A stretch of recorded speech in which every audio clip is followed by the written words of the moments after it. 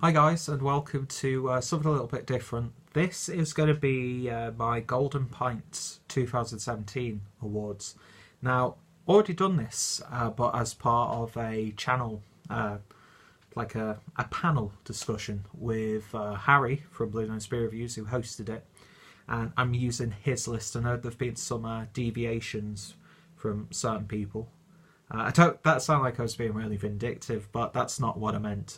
Just some lists were a little bit different, but I'm just going solely off what I was given from Harry, Bluenose Beer Reviews, who hosted it, and of course we had Rob from Hopzine, Craig from Kent Beer Reviews, and Jake from Jaco Beer. And I think by the time you see this, potentially, or maybe soon after seeing this, I think some of the American guys will be doing their sort of take on the Golden Pints. But I thought I would just dedicate a video to it. But I will be putting our initial sort of podcast sort of thing. I did miss the first hour of it, so that first hour obviously isn't worth watching when I'm not there. But we all knew that already. I mean, I noticed the views started going up as soon as I made an appearance because, you know, it's just common sense, isn't it? But yeah, so this should be a somewhat condensed version. And if you want to see the longer version where there's a little bit more discussion and obviously varying viewpoints and answers, then links down below, as well as to everyone who was involved in that cast. So I think if we're talking about beer, it's only right that we have a beer. So I'm opening up a can of Pot Kettle Black from Yeasty Boys, which is their South Pacific Porter, which to me is like a cross between a black IPA or Cascadian Dark Ale and a porter, and I really enjoyed it. You can get this now in Home and Bargains here in the UK for 89p in both can and bottle form, and when I reviewed my can I paid like £3 from booths. It's just crazy, isn't it, the sort of stuff that we're seeing on the shelves here in the UK. So yeah, I thought I'd have a nice beer while I talk about beer. Now I could have done this as a live hangout, but don't know why I didn't do that. So yeah, Golden Pints.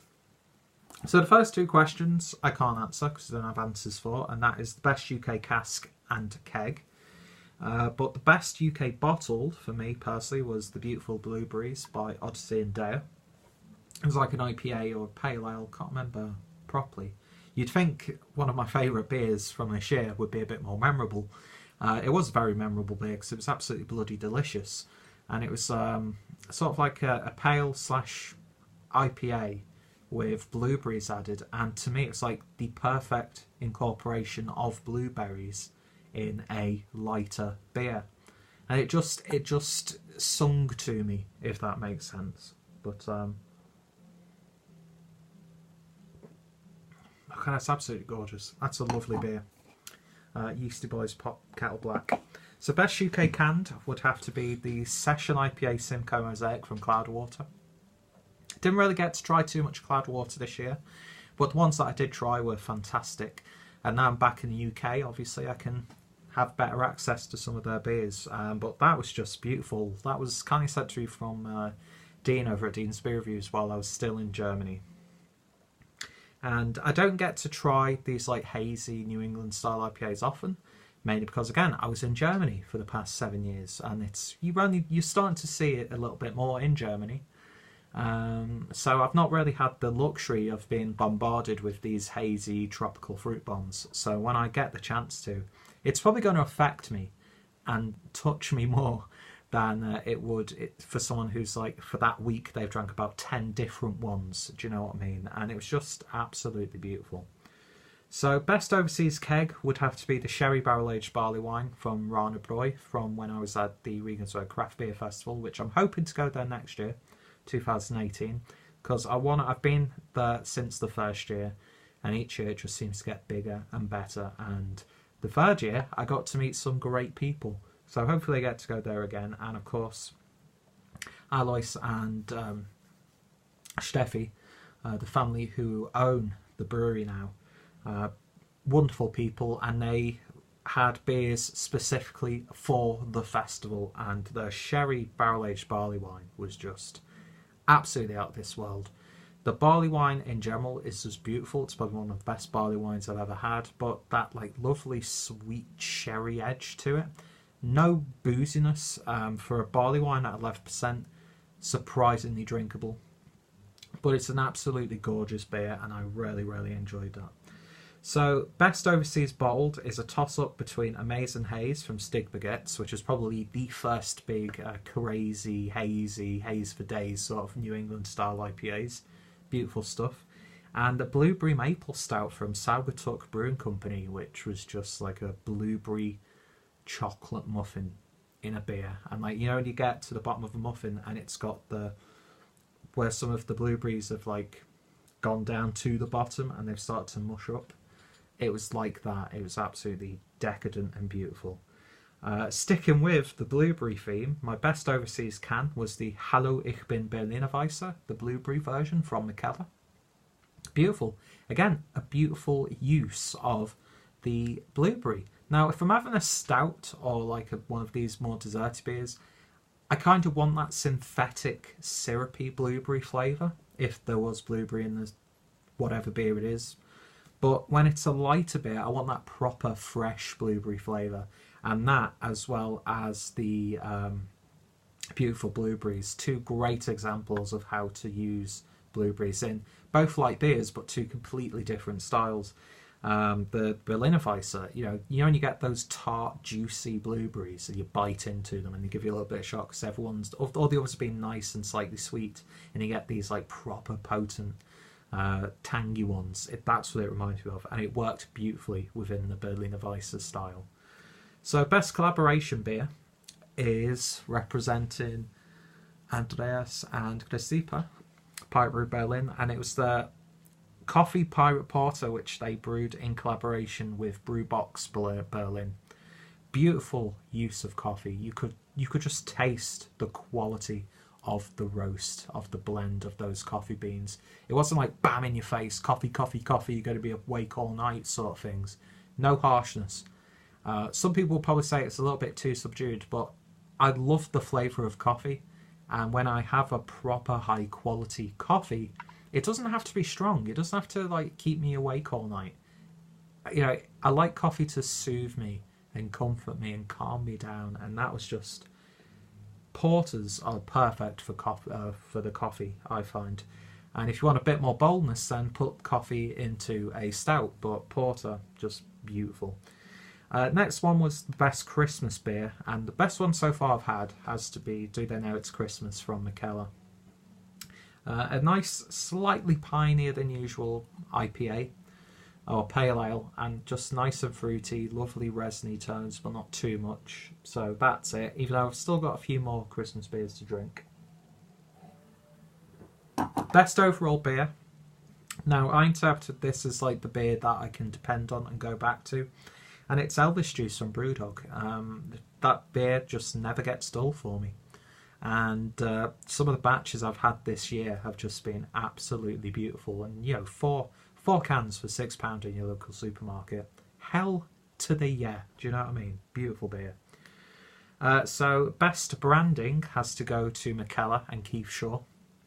I just love the look of Mikkeller.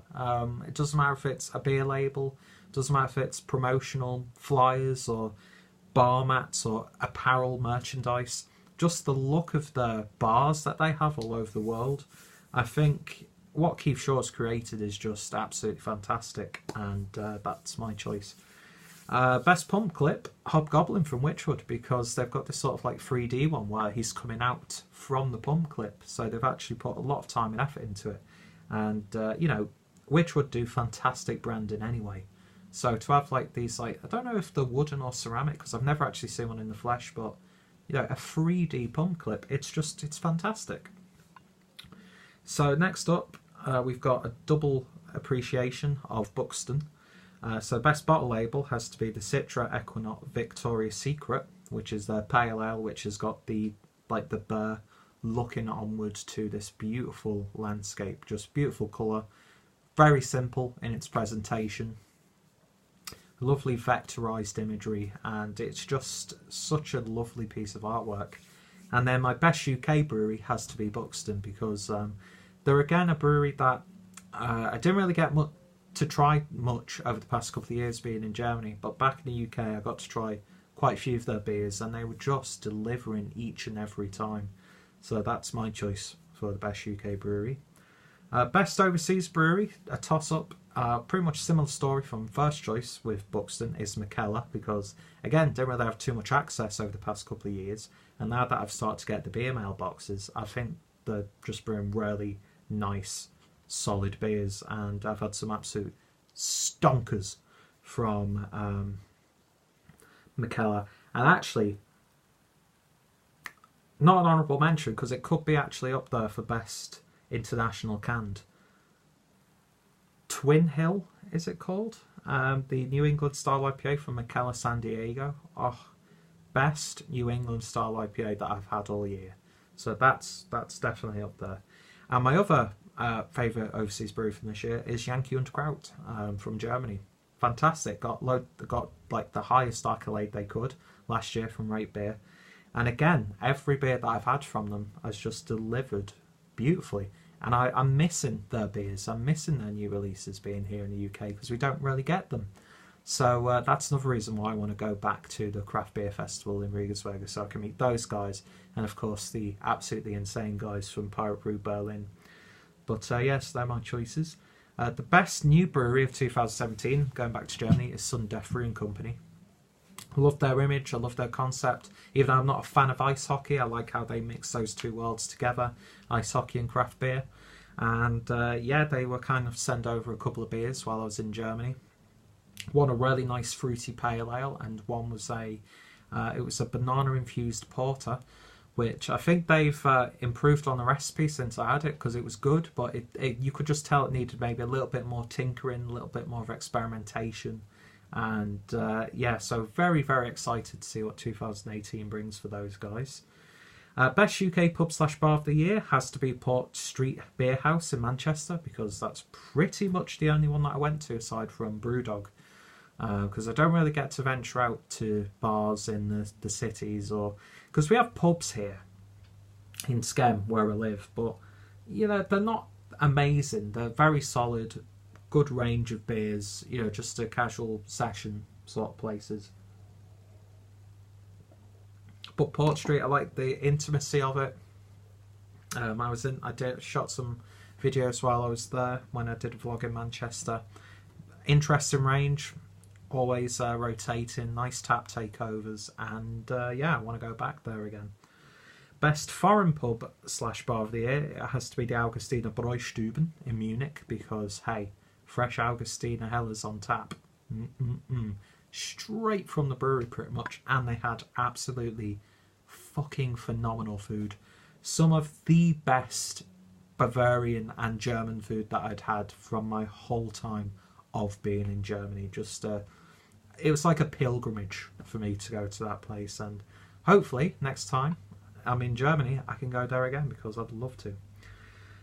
The next two I didn't answer because I don't have an answer for them. So best new pub/bar, not too sure, and best UK brew tap.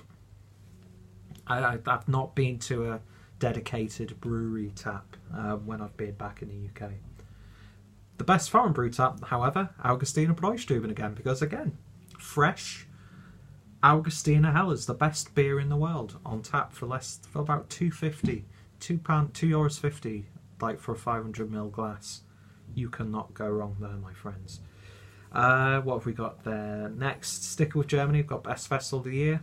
Has to be the Craft Beer Festival Regensburg. Been there for the first 3 years. Hopefully I can make it the fourth, because just fantastic. Being involved in that was just awesome. Best supermarket of the year for me is Booths. Just a really great range, and I got to get Vintage Ale 2017 for £4.50, so who can say no? Online retailer of the year has to go to either BREW or Mikkeller.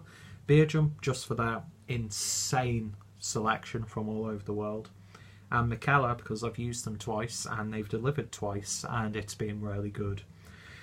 Best book/magazine, Ferment magazine, which I got with Beer 52. Don't really read too many publications when it comes to beer, although I want to slowly start getting into it a little bit more. And yeah, same with best blog and website. Didn't have one. Just did not have could not pick one because I don't really follow any blogs or websites when it comes to beer, unfortunately. Next up, we've got best beer twatterer.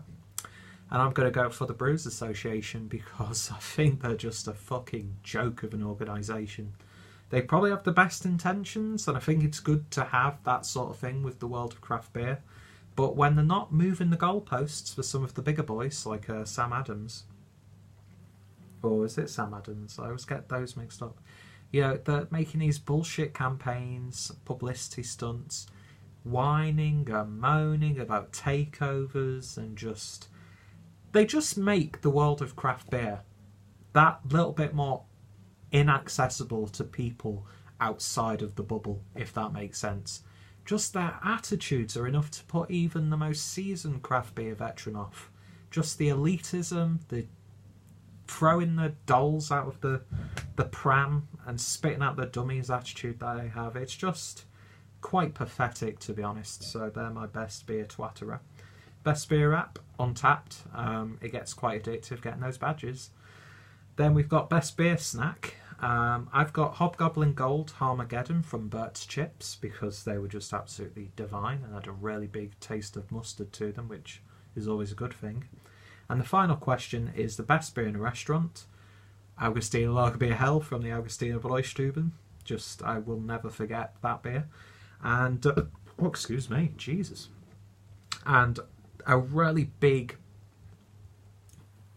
but exciting surprise for me was the Meantime Kiku from Wagamama, which they brew exclusively for the Wagamama chain.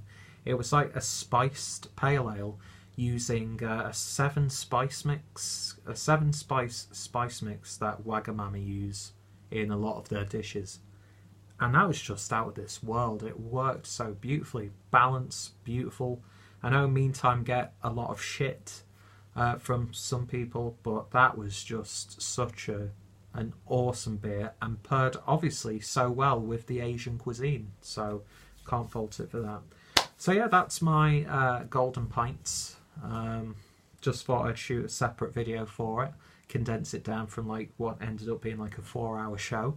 So yeah, if I remember to, I'll post all the questions down below so you can do your own responses if you feel to do so. If you've got any thoughts, opinions on any of the answers, feel free to let me know. And if you'd like to do more videos like this, then of course give us a shout.